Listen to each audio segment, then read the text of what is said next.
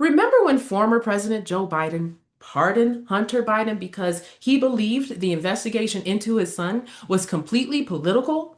Well, President Donald Trump just pulled a similar move, except his pardon wasn't for a family member, it was for former Honduran President Juan Orlando Hernandez, a man convicted in U.S. federal court for drug trafficking.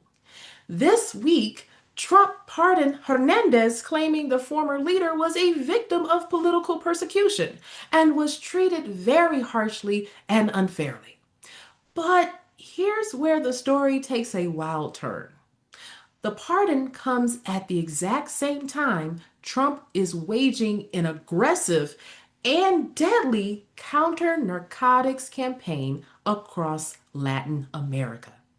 In recent months, U.S. forces have carried out 21 lethal maritime strikes, killing at least 82 people, all under the justification that they were destroying vessels ferrying drugs. Trump says these strikes are acts of war against narco terrorists.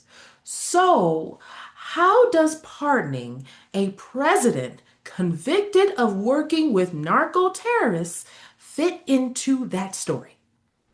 When asked whether the Hernandez pardon undermines Trump's drug war campaign, the White House said the goal was simply to correct the wrongs of the Biden Justice Department.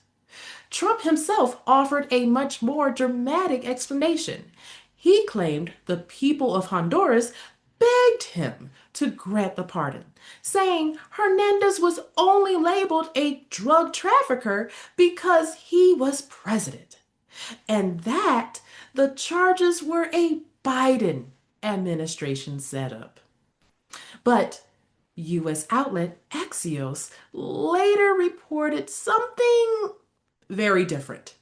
According to Axios, Hernandez personally wrote Trump a 4-page letter in October. And instead of sealing it with a kiss, he addressed Trump as Your Excellency. And he begged for a review of his case in the interests of justice. And here's the part that raises eyebrows. Axios also reported that longtime Trump ally Roger Stone pushed for the pardon, arguing it would energize Honduras's right-leaning National Party ahead of their presidential election. So now the questions practically write themselves. Was Trump correcting an injustice?